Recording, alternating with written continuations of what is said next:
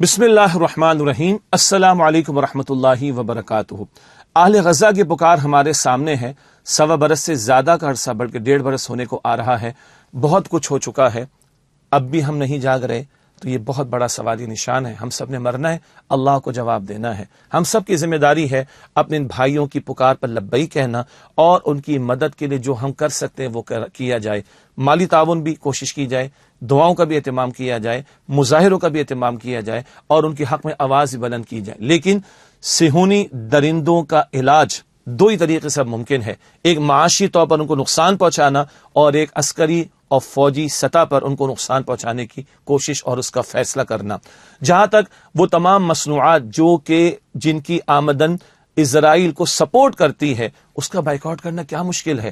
عوام بھی کریں اور حکمرانوں کی سطح پر، ریاست کی سطح پر طے کیا جائے کہ ایسی تمام مصنوعات کو بین کیا جائے۔ یہ ایک بہت بڑا راستہ ہے اسرائیل کو نقصان پہنچانے کا، اور 2 ارب مسلمان یہ فیصلہ کر لیں تو بہت بڑا نقصان پہنچایا جا سکتا ہے۔ اور نمبر 2، اسرائیل کو عسکری فوجی طور پر تھریٹ کرنا۔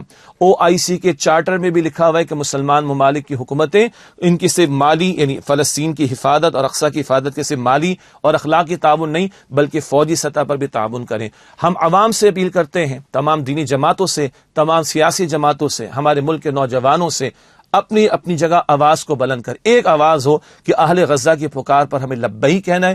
ہم اپنے حکمرانوں سے، اپنے مختلف طبقات سے تقاضا کریں وہ ریاستی سطح پر، حکومتی سطح پر اسرائیل کے خلاف آواز بلند کریں اور اپنے مسلمان بھائیوں کی داد رسی کے لیے آواز کو بلند کریں اور مسلم امہ کے حکمرانوں کو بیدار کرنے کی کوشش کریں اور معاشی مقاطعہ یعنی بائیکاٹ کرنا اکنامک پوائنٹ آف ویو سے، اس کے لیے ریاستی سطح پر اقدامات کیے جائیں اور بالآخر ان کو تھریٹ دیا جائے کہ ہم اگر یہ ہمارے بھائیوں کے ساتھ ظلم ختم نہ ہوا تو پھر عسکری اور فوجی طاقت کو بھی ہم استعمال کریں گے۔ یہ OIC کے چارٹر میں بھی لکھا ہوا ہے، اس کو نوٹ کر لیجئے گا۔